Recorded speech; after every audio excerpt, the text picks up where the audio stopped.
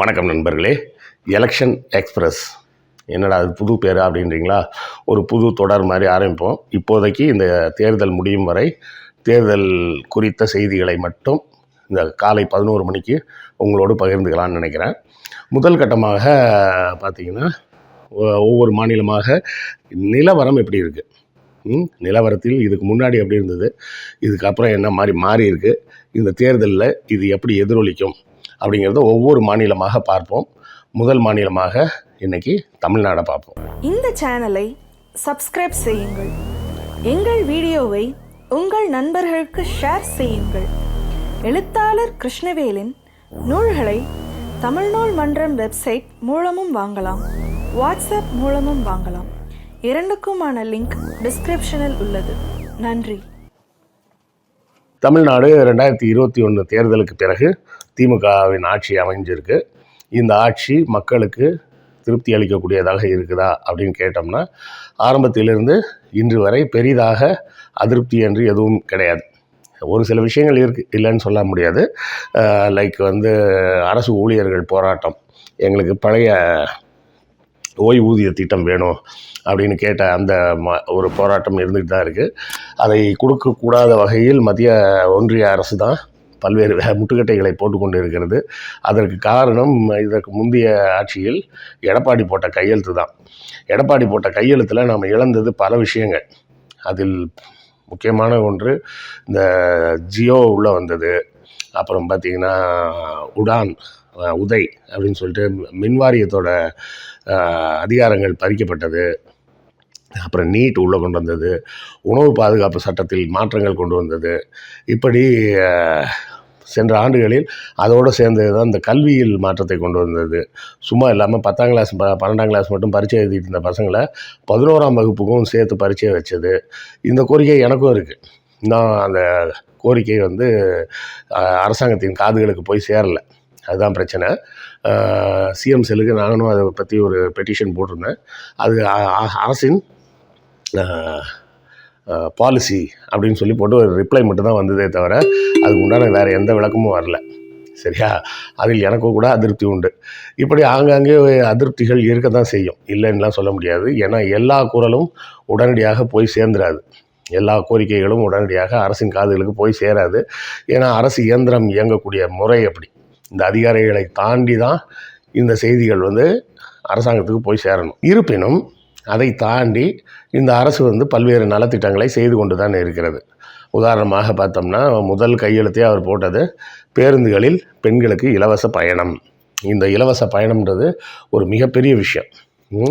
அதாவது ஒரு நாளைக்கு ரொம்ப கம்மியாக ஒரு 50 ரூபா மிச்சம் அப்படின்னா கூட ஒரு மாதத்துக்கு சுமார் 1500 ரூபா மிச்சமாகும். உதாரணத்துக்கு ஏதாவது ஒரு சின்ன ஊர் எடுத்துக்கங்க. அந்த ஊரில் ஒரு பொண்ணு படிச்சுட்டு உட்காந்துருக்கும். அந்த பொண்ணு நான் பக்கத்து டவுனுக்கு வேலைக்கு போட்டுமா அப்படின்னு கேட்டால் அவங்க அந்த அப்பா என்ன சொல்லுவார், என்னம்மா சம்பளம் கொடுத்துட போகிறான், அங்கே போய் என்ன வேலைக்கு போயிட போகிற, ஒரு +2 தான் படிச்சிருக்காங்கன்னு வச்சுப்போமே, அதுக்கு மேலே படிக்க முடியல அப்படின்னு. அப்போ அந்த +2 படித்த பொண்ணு வேலைக்கு போட்டுமா அப்படின்னு கேட்டால் அந்த அப்பா வேணாம் பார். எதுக்கு வேணான்னு சொல்லுவார், நீ அங்கே போய் அதிகபட்சம் என்னம்மா ஒரு 5000 ரூபா சம்பளம் கொடுப்பான், நீ போயிட்டு வர செலவே 2000 ரூபா போயிடும், மிச்சம் 3000 வச்சுட்டு என்ன பண்ண போகிற, எதுக்கு வேண்டாம் அப்படின்னு. ஆனால் இப்போ இந்த இலவச பேருந்து பயண திட்டம் வந்தது பிறகு என்ன ஆகும், பஸ்ஸு சும்மா தான் போகுது, நானும் இங்கே சும்மா தான் உட்காந்துருக்கேன், இங்கே உட்காந்துருக்கிறது அங்கே போய் உட்காந்துருந்தேன்னா மாதம் ஒரு 5000 ரூபா கிடைக்குங்களாப்பா அப்படின்னா. 5000 ரூபா அப்படின்றது சின்ன தொகையாக தெரியும். ஒரு வருஷத்துக்கு பார்த்திங்கன்னா 60,000 ரூபா ஆகிடும். அது கரெக்டாக? அப்போது இந்த பெண் ஒரு 2000 ரூபா பேருந்து கட்டணத்தை மிச்சம் பண்ணுறாங்கன்றது பார்க்க சின்ன அமௌண்ட்டாக தெரியும். மொத்தத்தில் பார்த்திங்கன்னா எவ்வளோ வந்துடுது, 24,000 ரூபா வந்துடுது ஒரு வருஷத்துக்கு. அவர்கள் மிச்சப்படுத்தக்கூடிய பணம் ஒரு 1500 ரூபா மாதம் மிச்சப்படுத்தியிருக்காங்க அப்படின்னு கணக்கு போட்டிங்கன்னா கூட கிட்டத்தட்ட 18,000 ரூபா வருஷத்துக்கு மிச்சமாயிடும். இது சிறுக சிறுக சேமிக்கக்கூடிய பெண்களுக்கு தான் அதோட மதிப்பு தெரியும். அந்த சேமிப்புன்ற பழக்கமே இல்லாத ஆண்களுக்கு இது புரியவே புரியாது. சரியா? இது ஒரு முக்கியமான ஒரு மைல்கல் திட்டம். 2வது திட்டம், கல்லூரியில் சேர்ந்து படிக்கும் மாணவிகளுக்கு மாதம் 1000 ரூபாய் வழங்கப்படும். எந்த அளவுக்கு உயர்கல்வி படிப்பதாக இருந்தாலும் அந்த உதவித்தொகை கொடுக்கப்படும். ப்ளஸ் ஃபீஸும் இல்லை அப்படின்ட்டு மாற்றிட்டாங்க, அரசு பள்ளியில் படிக்கக்கூடிய மாணவர்களாக இருந்தால். அதுக்கு அடுத்த திட்டமாக என்ன கொண்டு வந்திருக்காரு, தமிழ் புதல்வன் அப்படின்னு பசங்களுக்கும் கொண்டு வந்திருக்கிறார். ஸோ இந்த அரசு கல்வி அப்படின்ற ஒரு விஷயத்தில் ரொம்ப தீவிரமாக எப்படியாவது எல்லாரையும் படிக்க வச்சிடணும். ஏதாச்சும் 1 டிகிரி 2 டிகிரி 3 டிகிரி அந்த மாதிரி எல்லாரும் கொண்டு வந்துடணும் அப்படிங்கிறதுல ரொம்ப முனைப்பாக இருக்குது அப்படிங்கிறத நம்மளால் பார்க்க முடியுது. அடுத்த கட்டமாக பார்த்தோம்னா பெண்களுக்கான உரிமை தொகை மாதம் ரூபாய் 1000. அதாவது அண்ணா வந்து 67 ஆட்சிக்கு வந்தப்போ அவர் வந்து ஒரு 3 சட்டங்களை கொண்டு வருகிறார். இந்த மாநிலத்துக்கு தமிழ்நாடு என்று பெயர் சூட்டுகிறேன், சுயமரியாதை திருமணங்கள் இனி செல்லும், அப்புறம் இருமொழிக் கொள்கையே தமிழ்நாட்டின் மொழிக் கொள்கையாக இருக்கும் அப்படின்னு அறிவிச்சுட்டு சட்டசபையிலே ஒரு பஞ்ச் டயலாக் வைக்கிறார். சினிமாவில் தான் பஞ்ச் டயலாக் நம்ம பார்த்துருப்போம், சட்டமன்றத்திலே ஒரு பஞ்ச் டயலாக் வைக்கிறார். இந்த திட்டத்தை உங்களால் மாற்ற முடியாது அப்படின்னு நான் சொல்லலை, ஆனால் அதை மாற்றலாம், என்னை பதவியை விட்டு தூக்கிவிட்டு வேறு யாரையாவது இந்த இடத்திற்கு கொண்டு வந்து அதை மாற்றலாம் என்று நினைக்கும் போது மக்கள் மத்தியில் ஒரு பெரிய அதிர்ச்சியும் ஒரு வெறுப்பும் எழுமே அப்படின்னு அதை நினச்சி ஒரு பயம் வரும்ல, அந்த பயம் வரும் வரை இந்த தமிழ்நாட்டை இந்த அண்ணாதுரை தான் ஆட்சி செய்கிறான் அப்படின்னாரு. அவர் 67 சொன்னார். இன்னைக்கு வரை யாருக்கும் அதை மாற்றுறதுக்கு யாருக்கும் தைரியம் வரல, மாற்றிடவும் முடியாது. சரியா? அதை போலத்தான் இந்த 2 திட்டங்களை முதலமைச்சர் ஸ்டாலின் அவர்கள் அறிவிச்சிருக்காங்க. இதெல்லாம் பெண்களுக்கு இலவச பேருந்து பயணம், மாதம் ரூபாய் 1000 உரிமை தொகை. இதை 2ஐயும் யாரும் டச் பண்ண முடியாது, இது எந்த காலத்துலேயும் டச் பண்ண முடியாது. டச் பண்ண முடியாதுன்றது மட்டும் இல்லை, பிற மாநிலங்கள்லேயும் இதை அவங்க கொண்டாட ஆரம்பிச்சிட்டாங்க. திராவிட மாடல் என்பது இந்திய மாடலாக மாறிக்கொண்டு இருக்கிறது அப்படிங்கிறத நம்ம இங்கே பார்க்குறோம். சரி, எதிர்ப்பு எப்படி இருக்குது, எதிர்கட்சிகள் எப்படி இருக்குது, அதையும் பார்க்கணும்ல. அப்படி பார்த்தோம்னா ஒன்றும் பெருசாக தெரியல. வழக்கம் போல் காமெடி பண்ணிட்டு அண்ணாமலை உட்காந்துருக்கிறாரு. பாஜக ஒரு கூட்டணின்னு சொல்லிட்டு அறிவிக்கிறாங்க. அந்த கூட்டணியில் ஒரே சீட் ஷேரிங் ஒரே பிரச்சனையாக இருக்குது. இங்கேயும் பிரச்சனை இருக்குது. இந்தியா கூட்டணியிலையும் திமுகவில் வந்து சீட் ஷேரிங் பிரச்சனை இருக்குது. சிலர் 4 சீட்டு கேட்குறாங்க, கேட்குறவங்களுக்கு 2 தான் கொடுக்குறாங்க. சிலர் 2 கேட்குறாங்க, அவங்களுக்கு 1 தான் கொடுக்க முடியுது. அவ்வளோதான் இருக்குது அப்படின்ற மாதிரி இங்கேயும் பிரச்சனை இருக்குது. ஆனால் பாஜகவில் இருக்கிற கூட்டணி பிரச்சனை சீட் ஷேரிங் வந்து வேறு மாதிரி இருக்குது. எப்படின்னா, நீ 5 வச்சுக்கோ 10 வச்சுக்கோன்றாங்க. அவங்க அலறி அடிச்சு, ஐயோ என்ன நீ என்னை பார்த்தா என்ன கேனைய மாதிரி இருக்கா, 10 முடியாது, வேணா 1 கொடு அப்படின்னு கேட்குற கண்டிஷனுக்கு வந்துட்டாங்க. சரத்குமார்லேருந்து யாரையோ உள்ளே சேர்த்து வச்சுருக்கிறாங்க. எல்லாருக்கும் இப்படி தான் சீட் ஷேரிங்கில் ஒரே சண்டை. இவ்வளோ சீட்லாம் வாங்க முடியாது, நாங்கள் வேணா 1 தான் இல்லை 2 தான், அதுக்கு மேலாம் முடியாது, 10 வச்சு நான் என்னையா பண்ணுறது அப்படின்னு சொல்லி தான் எல்லாம் அலறிக்கிட்டு இருக்காங்கன்னு வச்சுக்கிங்க.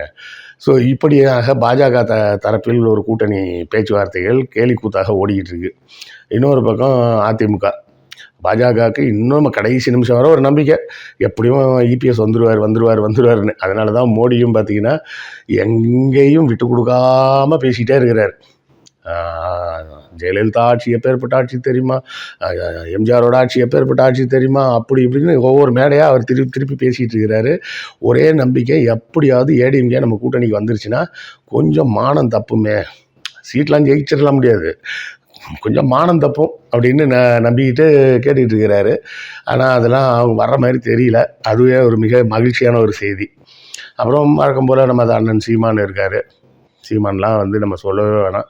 அவர் பாவம் கட்சியோட சின்னத்தையே இழந்துட்டு உட்காந்துருக்கிறாரு. அந்த அளவுக்கு தான் கட்சியில் உள்ள நிர்வாகிகளே வேலை செஞ்சிகிட்டு இருக்கிறாங்க. அண்ணனும் அவ்வளோ தான் வேலை செய்கிறாரு.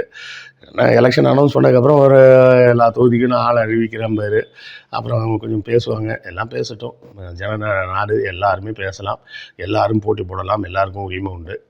இங்கே இந்தியா நம்ம திமுக கூட்டணியில் பார்த்திங்கன்னா இப்போ காங்கிரஸ், அண்ணன் திருமா, அப்புறம் வைகோ, கம்யூனிஸ்ட் கட்சிகள் அப்படின்னு டைட் பேக்கில் எந்தவித சேதாரமும் இல்லாமல் இருக்கிறாங்க. அதனால் எப்படியும் 40 சீட்டுக்கு 40 சீட்டும் கண்டிப்பாக ஜெயிச்சிருவாங்க அப்படின்றது தான் தமிழ்நாட்டை பொறுத்தவரை நம்ம எதிர்பார்க்கக்கூடிய விஷயமா இருக்குது. அண்ணாமலை போன்றவர்களோ இல்லை மோடி போன்றவர்களோ தொடர்ச்சியாக பல்வேறு கதைகளையும் பல்வேறு உருட்டுகளையும் வடைகளையும் சுட்டுக்கொண்டே இருந்தாலும் இந்த வடையெல்லாம் இங்கே போனி ஆகாது. அதுதான் முக்கியமான விஷயம். மக்கள் வந்து தெளிவாக இருக்கிறாங்க. அன்றைக்கி கூட ஒரு நாள் ஒரு வீடியோ கேட்டேன், நீங்கள் வந்து யாரோ பிஜேபி ஆஃபீஸ்லேருந்து ஃபோன் பண்ணி பேசுகிறாங்க போல இருக்குது, நீங்கள் வந்து பிஜேபிக்கு ஓட்டு போடுவீங்களா அப்படின்னு கேட்குறாங்க. சத்தியமாக போட மாட்டேன், செத்தாலும் போட மாட்டேன் அப்படின்னு அந்த எதிர்முனையில் இருக்கக்கூடிய ஆள் சொல்கிறாரு. இதுதான் தமிழ்நாட்டின் மொத்த ஒரு மனநிலையாகவும் நிலைப்பாடாகவும் இருக்கிறது. இதையெல்லாம் வச்சு பார்க்கும்போது கண்டிப்பாக தமிழ்நாட்டில் 40க்கும் 40 தமிழ்நாட்டுக்கு தான், இந்தியா கூட்டணிக்கு தான் வரும் அப்படிங்கிறத நம்ம புரிஞ்சிக்க முடியுது. அடுத்தடுத்து ஒவ்வொரு மாநிலங்களாக பார்க்கும்போது அப்படியே நம்பரை சேர்த்து ஆட் பண்ணிட்டே வருவோம். எவ்வளோ வெற்றி பெற வாய்ப்பு இருக்கிறது, அதன் மூலமாக இந்தியா கூட்டணியின் மொத்த சீட்டோட எண்ணிக்கை எவ்வளோவா வரும் அப்படின்ற செய்திகளையும் நாம் தொடர்ந்து பார்ப்போம். வரிசையாக இந்தியா கூட்டணிக்கு ஆதரவான மாநிலமாக நம்ம பார்க்கணுன்னு அவசியம் இல்லை. முதல் வீடியோ அப்படின்றதுனால தமிழ்நாட்டை வைத்து தொடங்குவோம் அப்படின்னு நினச்சோம். எல்லாத்துக்கும் மேலே இப்போ கமலஹாசன் கூட்டணியில் சேர்ந்துருக்கிறாரு. அதுவும் ஒரு வரவேற்கத்தக்க ஒரு விஷயந்தான். கமலஹாசன் அவர்களுக்கு நமது ஒரு வேண்டுகோள், நீங்கள் தமிழ்நாட்டில் மட்டும் இல்லாமல் பிற மாநிலங்களிலும் சென்று இந்தியா கூட்டணிக்கு வாக்கு சேகரிக்கும் வேலையை செய்தால் உங்கள் கடமையை வரலாறு போற்றும். ஒரு கட்டத்தில் கமலஹாசன் இப்படி இந்த பாஜக ஆட்சியை ஒழிப்பதற்கு உதவி செய்தார் என்று வரலாற்றில் எழுதி வைக்கப்படும். இல்லை தமிழ்நாட்டில் மட்டும்தான் நான் பேசுவேன் அப்படின்னா அது உங்கள் சௌரியம், உங்கள் இஷ்டம். முடிந்தால் மற்ற மாநிலங்களிலும் போய் பேசுங்க. ஏன்னா உங்களை தென்னிந்தியாவில் எல்லா மாநிலத்திலையும் எல்லாருக்கும் தெரியும். வட இந்தியாவில் ஓரளவுக்கு நீங்கள் அறிமுகமான ஒரு முகம்தான். அந்த முகத்தின் ஒரு அறிமுகம் என்பது இந்த வாக்கு சேகரிக்கும் விஷயத்திலையும் பிஜேபியின் மோடி ஆட்சியை தூக்குவதற்கு உண்டான வேலைகளை செய்வதற்கும் பயன்படட்டும் அப்படிங்கிறத கடைசி கோரிக்கையாக வச்சு இந்த வீடியோவை முடிப்போம். அடுத்த காணொளியில் நாளை சந்திப்போம். நன்றி, வணக்கம். அப்புறம் நண்பர்களே, புத்தகம் வாங்குவதற்கான வழக்கமான ஒரு கோரிக்கை, நம்ம இந்த வினோத வாய்ஸ் சேனல் மானிட்டைஸ் ஆகிடுச்சு. எல்லாம் உங்கள் அன்பின் ஆதரவும் காரணமாக. அதனால் இப்போ இதில் விளம்பரங்கள் வருது. ஆனாலும் இந்த விளம்பரங்களின் மூலம் வரக்கூடிய வருமானம் நம்ம கேஆர்வி சேனலில் வந்த அளவுக்குலாம் ஒன்றும் வராது. அதோட கம்பேர் பண்ணால் 1/10 பங்கு வந்தாலே ஜாஸ்தின்னு வச்சிங்களேன். உங்கள் ஆதரவு தொடர்ந்து எங்களுக்கு வேண்டும். புத்தகங்கள் வாங்கினீங்கன்னா அதை கொண்டு இந்த சேனலை நடத்துவதற்கு இன்னும் கொஞ்சம் சிறப்பாக நடத்தலாம். செய்திகளையும் இன்னும் அழகாக சேகரித்து கொடுக்கலாம். ஸோ இல்லை சார், பணம்லாம் கேட்காதீங்க சார். நம்ம பணம்லாம் கேட்குறது கிடையாது. நம்ம கேட்குறது என்ன கேட்போம், புத்தகங்கள் வாங்கி அதன் மூலமாக வருவாயை வைத்து நடத்துகிறோன்னு தான் சொல்கிறோம். இல்லை சார், புக்கெல்லாம் வாங்குறதுக்கெல்லாம் இப்போதைக்கு முடியாது சார், படிக்கிறதுக்கே எனக்கு நேரம் இல்லை சார் அப்படி இப்படின்னு நிறைய பேர் சொல்லலாம். வெளிநாடு வாழ் மக்கள் நீங்கள் புத்தகங்கள் வாங்கணும்னா முடிஞ்ச நேரம் வாங்கினாலும் வாங்குங்க. இல்லை வேண்டாம் அப்படின்னா அமேசான்லேருந்து கிண்டில் வெர்ஷனே நீங்கள் எடுத்து படிச்சுக்கலாம். பாபர் நாமா வர உள்ள எல்லா புத்தகங்களும் அமேசான் கிண்டிலில் கூட இருக்குது. இது எல்லாம் எதுவுமே முடியாதுன்னா கூட இந்த வீடியோக்களை ஷேர் பண்ணுங்கள். ஷேர் பண்ணாலே அதுவும் ஒரு வகையால் ஆதரவு தான். லைக் போடுங்க, கமெண்ட் போடுங்க, எல்லாமே ஆதரவு தான். ஸோ ஏதாவது ஒரு வகையில் எங்கள் சேனலுக்கு தொடர்ந்து உங்கள் ஆதரவை கொடுத்து கொண்டே இருங்க.